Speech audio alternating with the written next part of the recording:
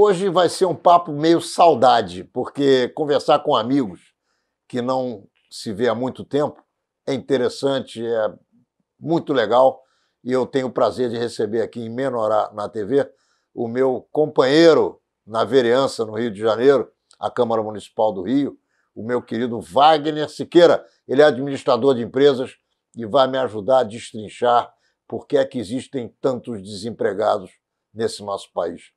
Wagner, tudo bem, meu querido irmão? Tudo bem, Ronaldo. O passado aqui é presente, porque ele é o que fica do que passou. Quer dizer, esse passado é muito presente nas nossas vidas, portanto, ele está no nosso cotidiano. Isso é muito bom, porque a gente projeta esse presente também, certamente para o futuro.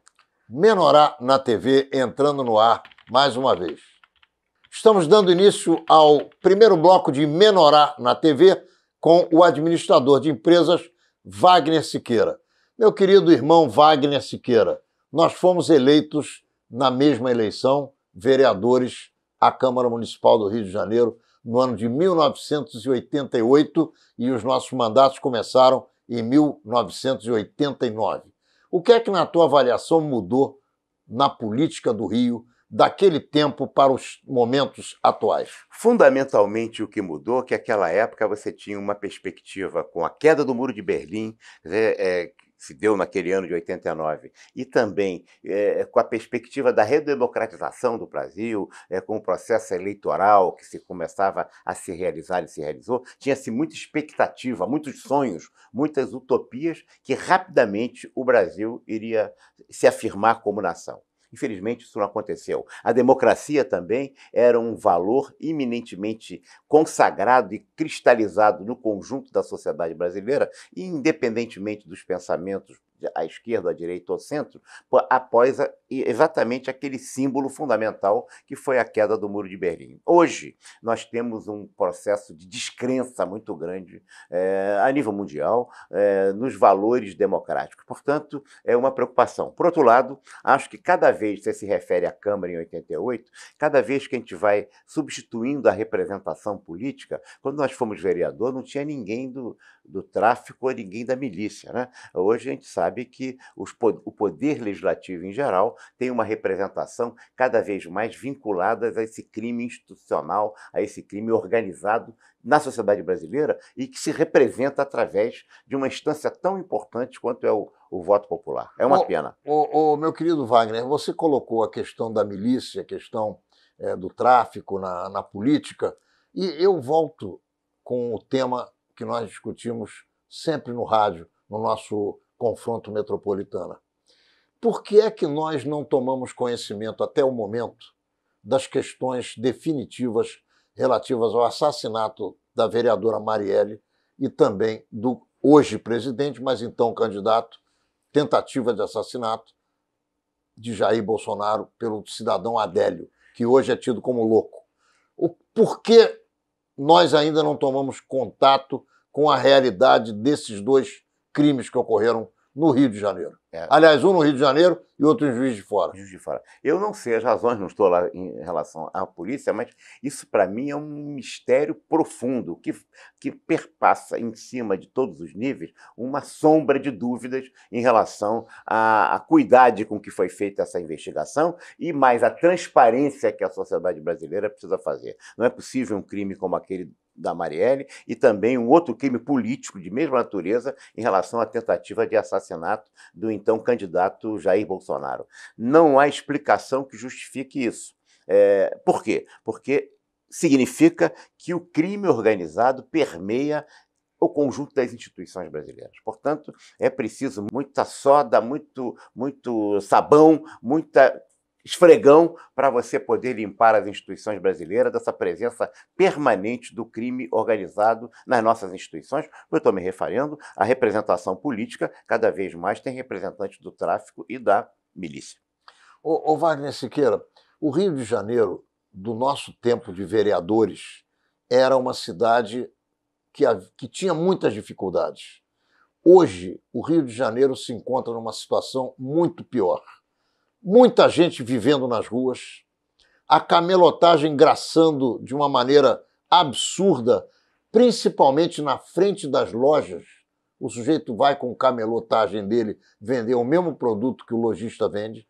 Isso faz com que haja queda na arrecadação, faz com que a cidade fique poluída, faz com que o trânsito de pedestres, principalmente na zona sul do Rio de Janeiro, fique absolutamente complicado. E eu pergunto a você, a que se deve a deterioração da cidade do Rio de Janeiro? Eu acho que decisões de políticas públicas, e no caso da prefeitura e também do Estado, em relação a desmoralizar inteiramente a questão da ordem. É preciso ter ordem, disciplina, organização urbana. Isso não significa truculência nem violência, mas quando você estimula que os camelôs fiquem na frente das lojas e também os lojistas acabam botando camelões para competir com os próprios camelôs, você está criando uma bagunça, uma desestruturação urbana completa. E a desigualdade no Rio, ela agraça enormemente.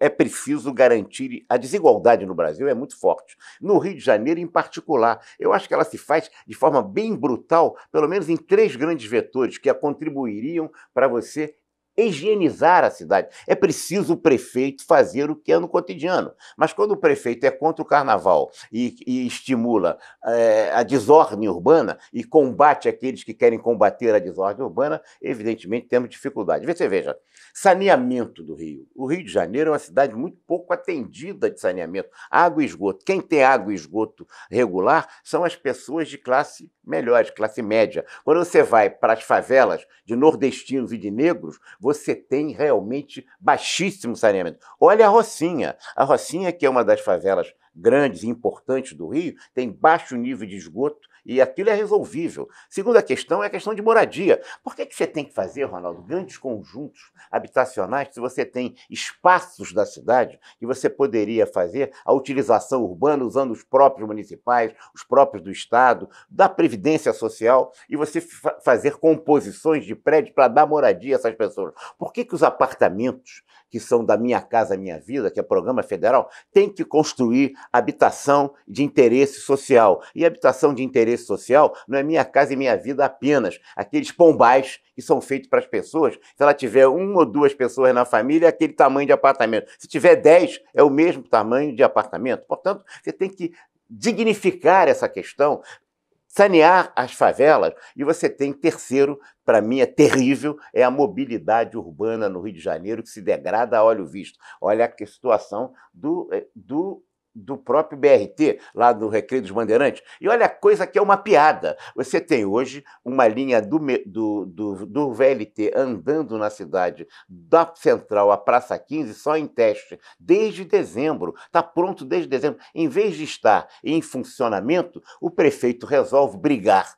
com a empresa e quem paga isso é a população. Ora, desorganização social se faz com também políticas públicas. Wagner Siqueira, você foi um dos votantes do projeto que eu constituí, que levou o nome na época de Pró-Favela, que foi sancionado pelo prefeito Marcelo Alencar, votado unanimemente por todos os vereadores, nossos colegas. O Marcelo Alencar não colocou em prática, sob a alegação do Pedro Porfírio, de que eu seria o próximo prefeito do Rio, se aquela lei entrasse em vigor e fosse bem sucedida, e poderia até acontecer e ser verdadeira, porque na época eu fazia política, e o político está fazendo trabalho para beneficiar as pessoas e para poder ter mais condições de beneficiar mais pessoas. Então, foi entregue essa lei pronta, em vigor, ao prefeito César Maia, e hoje em dia nós temos, como você mesmo disse, saneamento básico absolutamente precário dentro da cidade do Rio de Janeiro, nas suas regiões mais importantes, como o centro da cidade, a Zona Sul e também a Zona Norte. Então, toda a cidade. Wagner, o que houve? A política trouxe pessoas que não tinham interesse em viabilizar a vida das pessoas mais humildes, é isso? Quando você propôs o Pró-Favela, que teve unanimidade da Câmara, é preciso se dizer. E o Marcelo Alencar foi sancionar a lei dentro da Câmara. É a única vez na história da política do Rio de Janeiro que o prefeito vai à Câmara Municipal sancionar uma lei que entra em vigor imediatamente após ela ter sido votada pelos vereadores, sancionada pelo prefeito e no dia seguinte publicada no Diário Oficial. A lei pressupunha a participação da comunidade, das forças representativas de cada comunidade, no sentido de ajustar aquele espaço urbano, seja qual fosse a favela, às vontades, aos desejos. O que se fez depois foi a pata do poder público em cima da favela, impondo sobre as pessoas, efetivamente, aquilo que elas querem ou não querem, mas não importa, com o poder público dizendo para as pessoas o que tem que ser feito. Ora, certamente, ele quer água, mas ele quer esgoto, mas ele também quer moradia. E aí ele não tem moradia construída ali, ele faz em cima de um tal VEG, em cima de um valão, e com isso você vai impedindo a possibilidade de saneamento, e as pessoas são culpadas? Não. É porque o governo, o poder público, constrói coisas a partir da sua ótica, não a partir da ótica como você previa na favela bairro, desculpe, no Pró-Favela, a partir da perspectiva da população. Quer dizer, a população tem que ser agente participativo deste processo na construção do seu espaço urbano. Ô Wagner Siqueira, é importante que nós discutamos a questão da violência urbana também no estado do Rio de Janeiro e na cidade do Rio, onde nós vivemos. Qual é a tua perspectiva de pensamento a respeito dessa questão em que o cidadão, hoje, para sair à rua, ele sai, mas não sabe se volta para casa? Não sabe se volta para casa mesmo. Quer dizer, você tem que ter as duas coisas. Você tem que ter o crescimento econômico e social, que é a melhor forma de política para poder reduzir a violência, e tem que ter a ordem, tem que ter... É verdade que o policial não pode vacilar diante de um ataque de um bandido. Ele tem que ter poder e ser respeitado. Era assim a polícia de antigamente, não é a mais... assim, porque se inventou que bandido agora é, acima de tudo, cidadão, mais cidadão do que o cidadão de bem. E tem uma outra coisa, existem deputados, ou melhor, eu vou falar em parlamentares, para não especificar se são deputados estaduais, federais, senadores, mas existem políticos eleitos defendendo a ideia de que o policial só pode atirar no bandido depois de que o bandido atira nele. Exato. O que você pensa disso? É uma estupidez.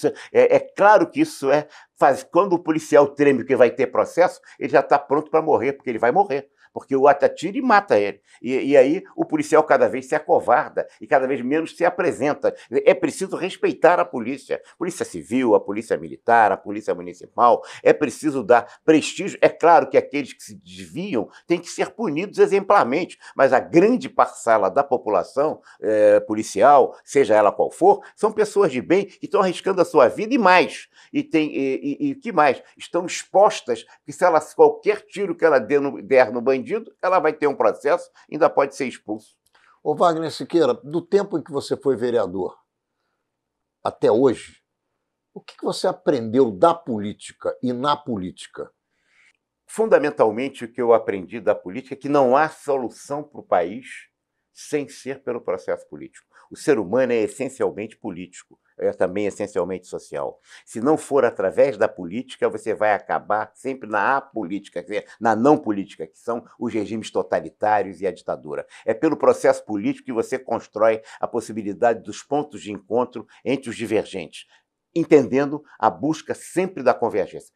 É bom, viva a diferença, viva a divergência, mas todos podem encontrar pontos comuns que sejam do interesse do bem comum. Eu acho que esse é o fundamental e isso é que se deve combater sempre o pior dos regimes, que dizem que é a democracia. Se não fossem os outros, que são muito piores. E o pior de todos sempre é o totalitarismo. Inevitável quando não tem democracia. Totalitarismo de direita e totalitarismo de esquerda. E acabam discutindo quem é que matou mais, se foi a direita ou se foi a esquerda, na morte da democracia e, portanto, na morte do cidadão. Você considera que nós temos quadros políticos que são líderes populacionais, que recebem e merecem receber respeito do povo?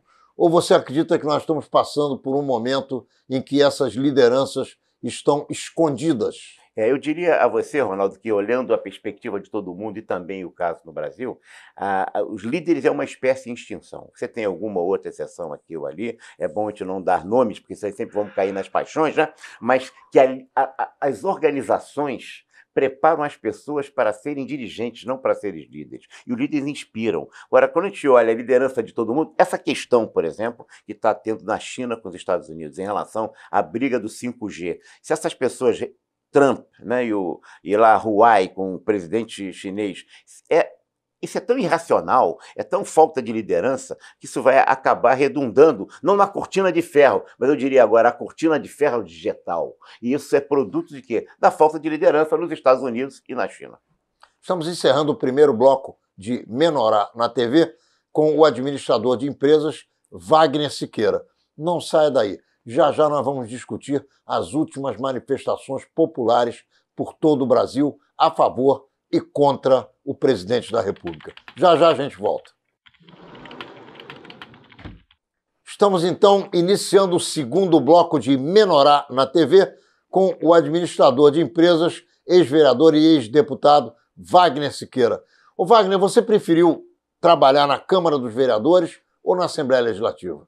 Eu preferi trabalhar na Câmara dos Vereadores. Eu tenho a impressão o poder legislativo da Assembleia não é nem federal que faz política de razão nacional, nem a Câmara que tem a vantagem de você trabalhar no cotidiano do cidadão. E isso é muito mais gratificante, porque o cotidiano do cidadão é que você transforma a realidade dele. Você acha que o deputado se perde? Se perde. No final das contas? Porque a história, eu falo isso em relação ao Rio de Janeiro, o fato de ter sido Distrito Federal, aí virou Estado da Guanabara, aí virou a fusão e o município e o Estado, isso perdeu a perspectiva muito do papel, como dizer, a linha vermelha era do Estado, há pouco tempo que voltou para a Prefeitura, o Teatro Municipal é do Estado, o Estádio Municipal é do Estado, não é federal, então não é municipal. Quer dizer, você veja que se perdeu a perspectiva do que é Estado e do que é Prefeitura. Diante dessa realidade do Rio de Janeiro, não sei se isso repete exatamente assim nos demais estados, que tem mais clareza, isso aqui ficou muito mal entendido ainda.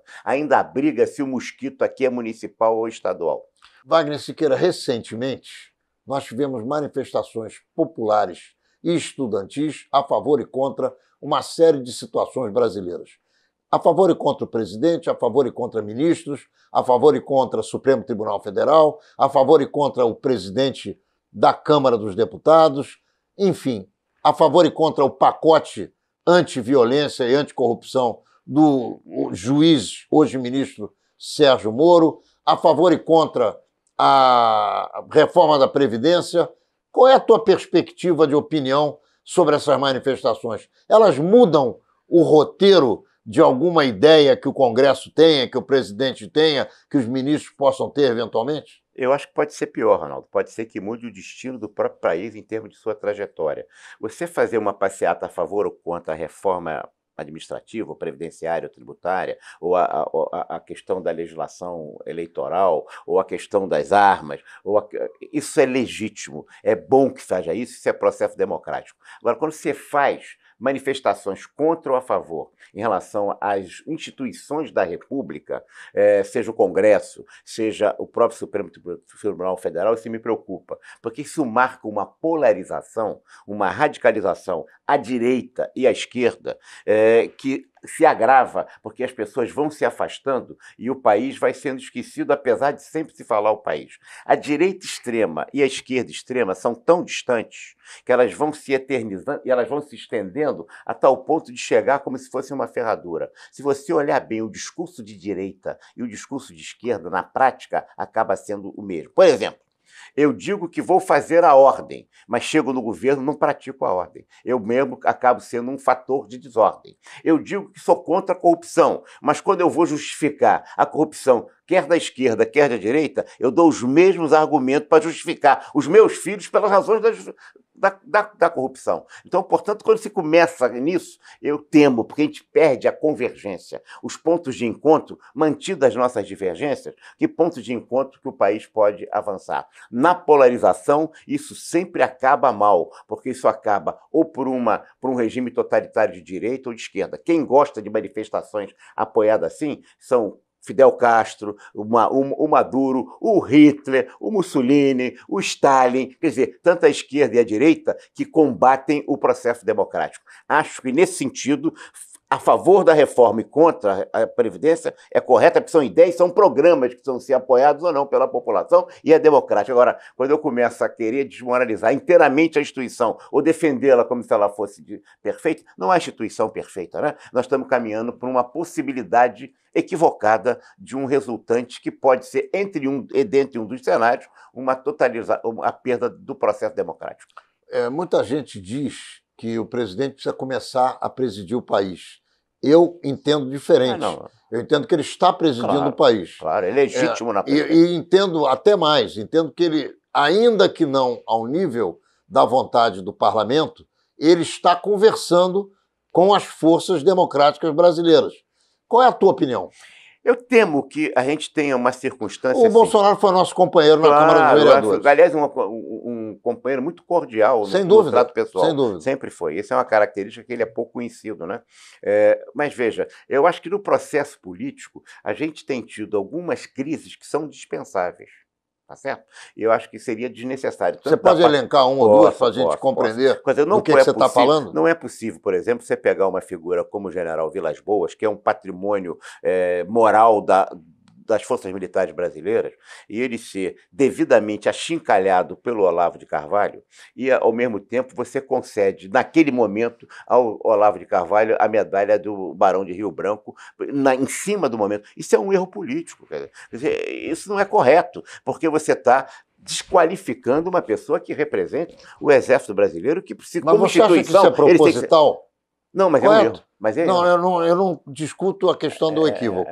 Eu pergunto a você se você acha que isso é proposital. Não. Acho que não é proposital. Acho que isso não tem uma estratégia deliberada de você fazer isso. Mas você tem circunstâncias que você poderia não fazer. Eu prefiro ver o Guedes realmente como meu posto Ipiranga. Ele não está sendo o posto Ipiranga.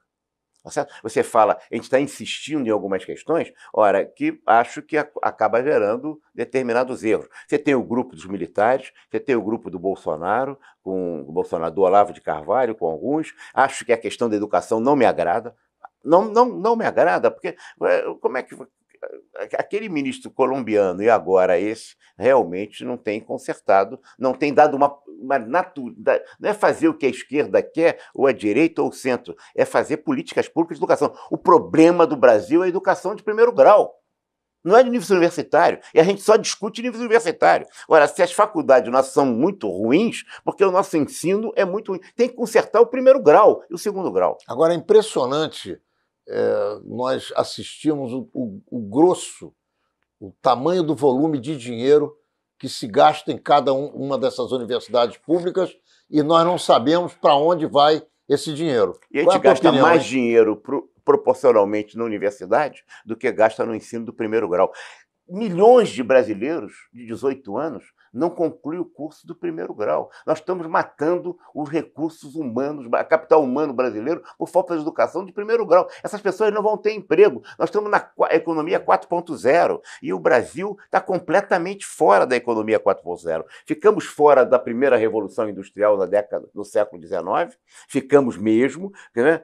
E agora estamos correndo o risco de ficar fora da economia 4.0, da quarta revolução industrial, por falta de capital humano. Quando você joga fora milhões de pessoas que não concluem sequer o curso secundário, você está matando o futuro. Wagner Siqueira, embate entre o presidente da República e o presidente da Câmara dos Deputados. É sério? É verdadeiro? Ou é apenas um frisson de dois grandes lutadores que vão ao ringue e vão acabar empatados para o bem do Brasil? Eu acho que é um frisson mesmo, porque eles têm convergência de pensamento, de visão e de proposta. Eu acho que nós estamos mais reagindo a questões de amor próprio, sabe com quem estou falando, eu sou o presidente, o outro eu sou o presidente da Câmara. Está faltando maturidade de alguém que diga para os dois isso, que para o bem do Brasil eles têm que sentar-se à cadeira, jantar numa mesa e resolver esse problema, porque eles podem contribuir muito e ajudar muito. O Rodrigo não pensa diferente, basicamente na área econômica, em relação ao Bolsonaro. Portanto, esse pensamento comum, e daí a identidade dele com o próprio Guedes. Ele também não pensa muito diferente do que seja o Moro. Daí ele teve uma rusga com o Moro, e já se entenderam. Então eu acho que era preciso sair desse frisson e realmente pensar soberanamente no país. Ô Wagner, o problema da reforma da Previdência é gravíssimo. Essa reforma não sendo feita, nós vamos ter problemas insolúveis no que tange pagamento de aposentadorias e não vai demorar muito. O que é que esses deputados querem que não resolve esse problema? Veja, isso não está dependendo só deles, não. A proposta tem que ser do governo. E ela já foi feita. Foi feita. Eles têm que votar isso. Eu acho que o processo... E por que não votam? Eles vão votar, certamente, está assim. Agora, por causa das crises. Acho que isso atrapalha um pouco. As emoções, os frições acabam atrapalhando. Mas o processo está tramitando. Eu acho que a gente vai caminhar nessa votação. Esse problema, algumas questões, o que o Brasil faz errado a vida toda depois de ser feito certo. O Ronaldo, pouca gente fala na Lei Eloy Chaves. A Lei Eloy Chaves, de 1923, dizia que o homem e mulher só se aposentariam com 55 anos de idade. Isso funcionou até 1962.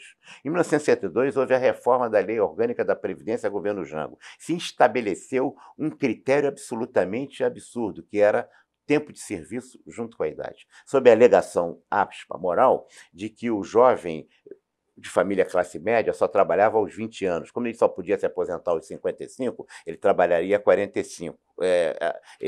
35. Enquanto que a pessoa pobre começava a trabalhar aos 14 anos e ele só se aposentaria aos 55 e ia trabalhar 41. Esse valor moral estabeleceu uma irracionalidade. Aonde tem tempo de serviço no mundo inteiro, quebra. E aí as pessoas começaram a se aposentar com 40 e poucos anos, 41, 42. Você começou a computar, por exemplo, serviço militar do oficial também como prestação de serviço, sem contribuição, e isso tudo deformou completamente a Previdência. A gente precisa, você diz, qual é a solução? Se a gente não conseguir reforma, vai reduzir, não tem a menor dúvida, como aconteceu com a Grécia, como aconteceu com Portugal, o valor da pensão, dos benefícios, o que é uma tragédia. O país não quebra, o país piora, e o Brasil, se não fizer a reforma, não vai quebrar, mas vai piorar. Piorar com mais de 20 milhões de desempregados ainda é possível? É possível. Infelizmente é. Veja a Venezuela, tá certo? Veja a situação de Cuba, que eles dizem que aquilo é uma maravilha, e não é. Aquilo é a Disneylândia da esquerda, né? Não, mas a esquerda, quando vai para a Disneylândia, vai para a Disneylândia... A esquerda brasileira. A esquerda brasileira. De Miami, não para a Disneylândia... Claro, é verdade. Agora, o país pode piorar sim. Pode piorar. Veja a Alemanha com os nazistas. Como piorou. Aquilo acabou numa tragédia. É uma coisa, tragédia de todos os lados, tragédia mundial. Aquilo não foi uma tragédia apenas da Alemanha. Pode piorar, sim. Agora, falar em Venezuela, qual é a tua leitura para o que está acontecendo hoje na Venezuela, hein? Eu temo que aquilo demore a sair pelo jeito que vai. Inclusive, aparentemente, o Guaidó refluiu. Não acontece mais nada lá com ele. As forças militares ali estão absolutamente envolvidas e corruptas. Corruptas e com tráfico, com narcotráfico. E mais, você tem milhares de representantes cubanos, do exército cubano, de agência de informação cubano, lá comandando aquele país. Portanto, a situação lá, eu acho que não vai ser resolvida de um dia para outro. Espero que resolva, para o bem da América Latina, para o bem do mundo, para o bem do povo, principalmente do povo venezuelano. Mas eu não vejo solução a curto prazo. Ô Wagner, eu tive muito prazer em levar você a Israel quando eu presidi a Federação Israelita, e você era um parlamentar que muito somou no que tange à compreensão da política do Oriente Médio e também a inserção de Israel naquele contexto. Qual é a tua opinião sobre aquela questão? Você acha que é possível, na tua ótica, que algum dia venha a ocorrer a paz no Oriente Médio? Eu não sei se é possível, né? Estive 2 vezes depois em Israel, adoro o Estado de Israel, a força do povo e da construção da sociedade israelense, mas eu diria assim, eu não sei se é possível, mas a gente deve buscar essa utopia.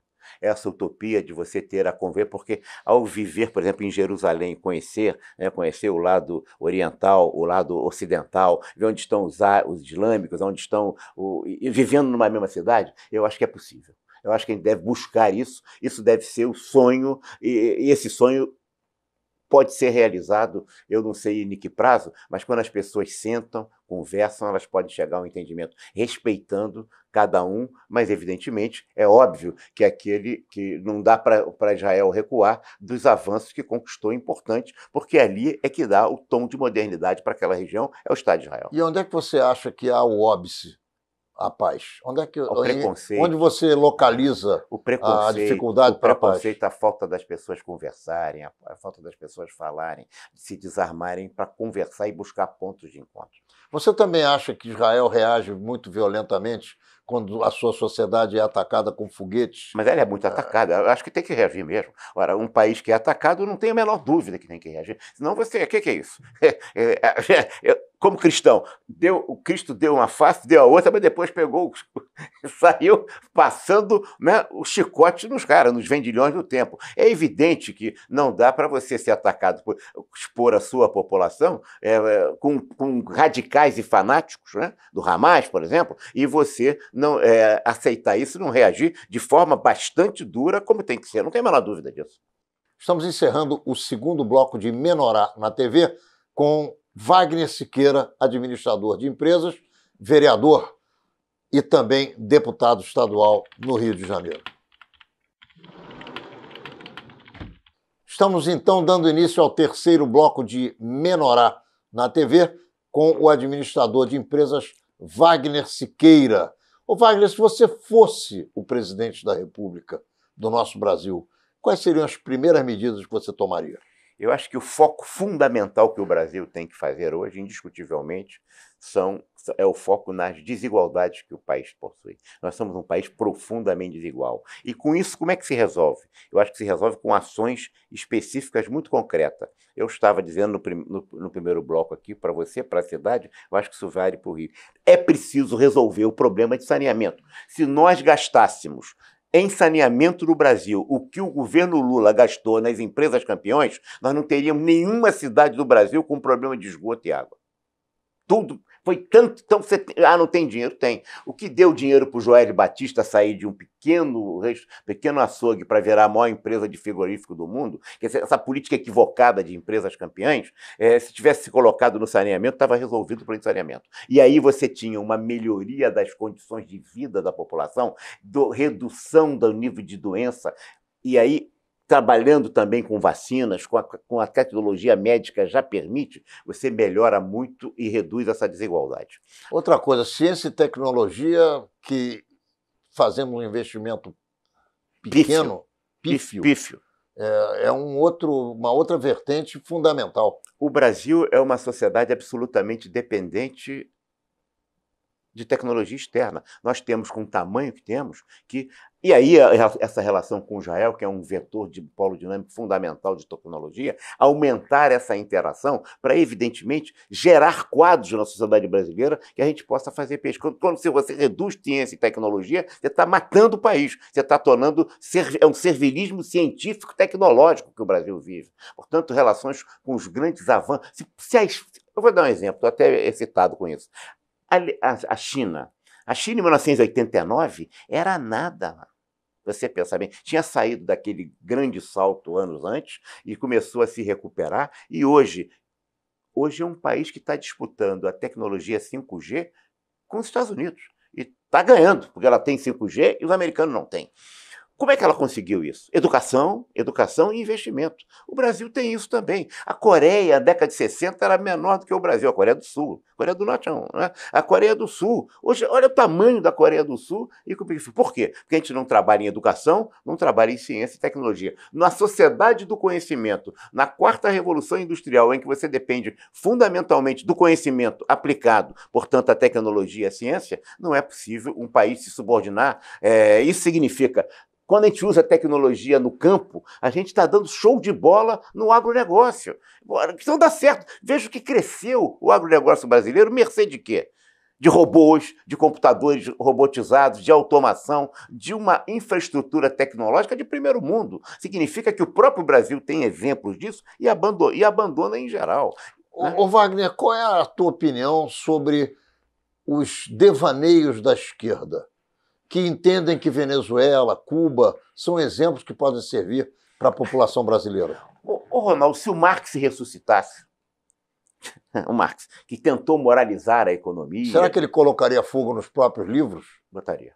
Não tenho a menor dúvida, porque os livros dele para hoje, quer dizer, o conceito de expropriadores e expropriados, o conceito de mais-valia, todos os conceitos clássicos marxistas, se foram formulados à luz do século XVIII e do século XIX, olhando a economia da Alemanha na época, a Prússia e a Inglaterra, nada tem a ver com o mundo de hoje. Quer dizer, em que ele analisou o sistema de produção como base do desenvolvimento econômico. O sistema capitalista hoje ele se baseia numa sociedade de consumo e de expansão de crédito, que são critérios completamente distintos. Ele escreveria, ele afundaria os livros e escreveria outros.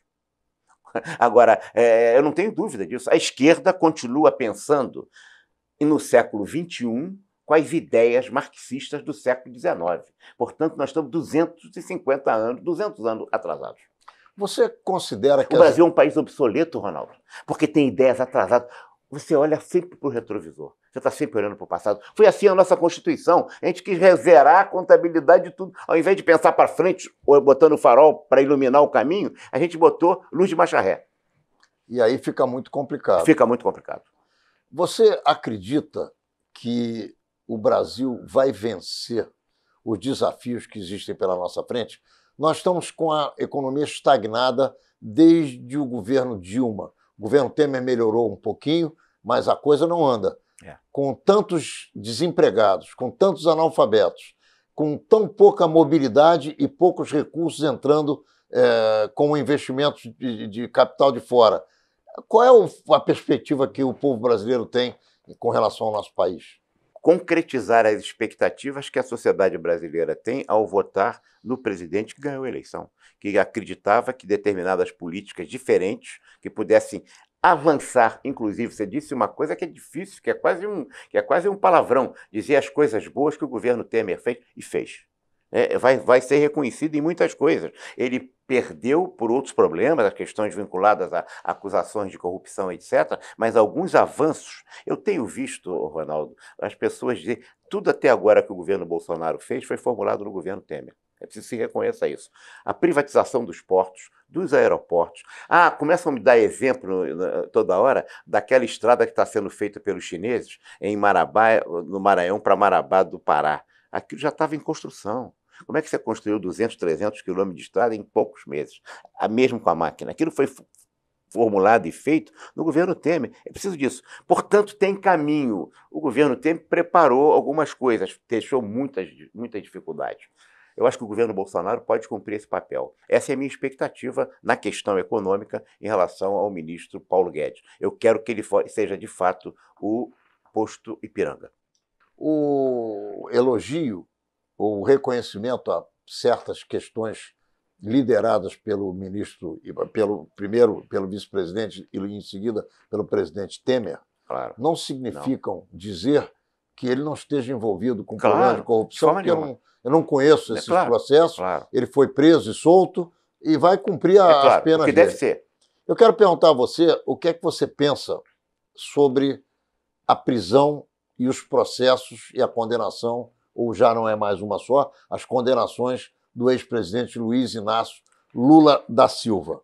O presidente Lula foi, certo ou errado, eu acredito que a justiça está sendo muito ciosa nisso, ele foi punido em primeira instância e foi punido em segunda instância. Portanto, ele já cumpriu o que hoje a legislação brasileira estabelece por decisão do Supremo, que segunda instância deve ser recolhido à penitenciária.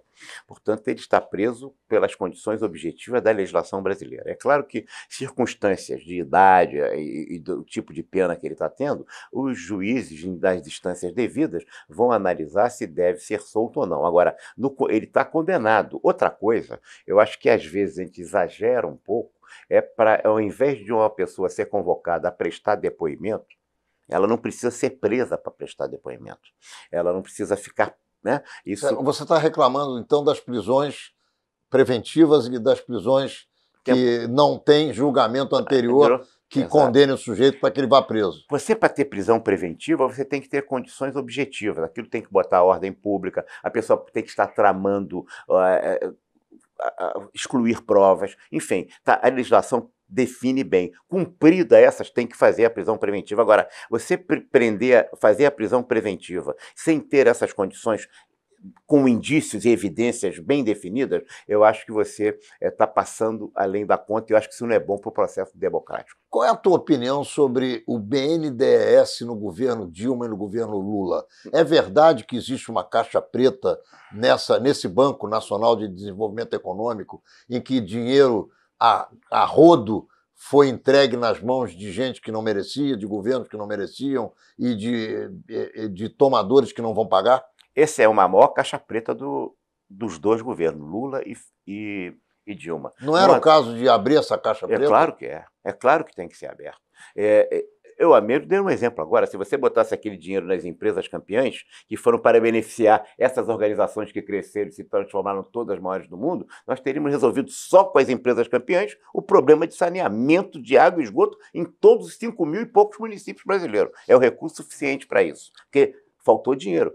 Como a gente precisa agora privatizar, como é que a SEDAI vai investir no Rio de Janeiro sem privatizar? Ela tem que ser privatizada. Ela tem que ser privatizada para gerar, e nisso o prefeito Crivella está certo quando ele diz, se privatizar, a concessão de uso de água e esgoto é do município, e isso aqui é do Estado. Mas como é que não é? Porque nós não temos água. Você vai na Rocinha ou vai aqui no Pavão e Pavazinho, o cara não tem água, não tem esgoto. E quando é que vai fazer? Não vai fazer porque não tem investimento. Então, diante disso, é preciso privatizar isso, porque privatizar e estatizar, Ronaldo, não é um fim em si mesmo. Não é uma questão ideológica.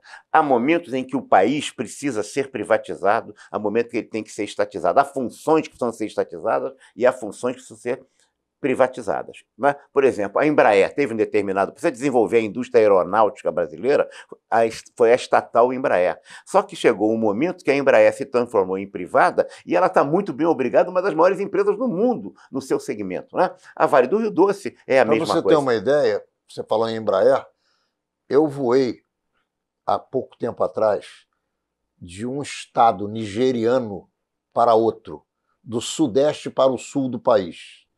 E quando eu me dei conta, eu vi na minha frente a bandeira do Brasil, porque eu estava voando num avião maravilhoso da Embraer.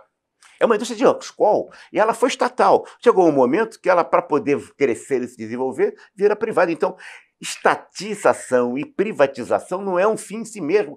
Isso é uma questão ideológica equivocada. Você precisa, para determinadas funções, de fazer crescer a privatização ou estatização. O caso do agronegócio brasileiro, que é um sucesso, nós somos dos maiores produtores do mundo em quase tudo no agronegócio hoje. Como é que foi isso? Se a gente estatizar isso, não. A Embrapa, como estatal, fazendo as pesquisas, é uma maravilha. Agora, o negócio privado, ele se vai muito bem, obrigado. É isso que eu acho. Ô Wagner, nós estamos chegando ao final do nosso papo maravilhoso, eu te reencontrei, é um prazer enorme ter você aqui entre nós. Você agora, quando quiser, vai participar do nosso programa de rádio, do nosso programa de televisão também. E eu quero colocar à tua disposição as nossas câmeras e microfones para que você se despeça fazendo suas considerações finais sobre o Rio de Janeiro, sobre o Brasil, sobre a nossa política e sobre tudo que você está enxergando aí de movimento popular no meio da rua. Ronaldo, eu tenho ficado muito triste. Por quê? Porque eu vejo que muitos brasileiros que não estão encontrando possibilidade de realização no seu próprio país estão nos deixando. E nós temos, eu vejo que muita gente de alta qualificação nos deixa. E sei que a comunidade judaica do Rio de Janeiro, por exemplo, é uma comunidade importantíssima para a nossa riqueza cultural, para todos os aspectos da nossa vida como cidade. Tem muita gente saindo do Rio de Janeiro e saindo do Brasil. Eu vejo isso com muita tristeza. Acho que isso repete nos demais estados brasileiros. Eu acho que essa é a crise, aquilo que mais me decepciona, porque essa pessoa não sai porque quer, ele sai porque ele não tem possibilidade de realização aqui. Pessoas de alta qualificação que não têm recursos, que têm dificuldade. E pessoas também de alta qualificação que têm recursos e têm todas as possibilidades e que desistem de ficar no Brasil por medo, por insegurança, enfim, é parte de nós que estão saindo, de brasileiros que estão saindo. Então você sente que algo precisa ser feito urgentemente para estancar o que você consideraria uma sangria de saída de gente do Brasil, gente qualificada, que não consegue se empregar, que não consegue realizar seus sonhos e que não consegue viver no país, é isso? É exatamente isso. Quer dizer, nós estamos deixando, vamos continuar sendo o país do futuro que nunca se realiza. Por quê? Porque é um país que está sempre olhando para o passado. Muito bem, nós estamos encerrando o nosso Menorá na TV com o Wagner Siqueira. Entramos no ar de novo na quinta-feira, às 10 horas da noite, pelo canal 6 da NET Rio e também em todos os dias que você já se acostumou a assistir às nossas repetições. Nos vemos lá.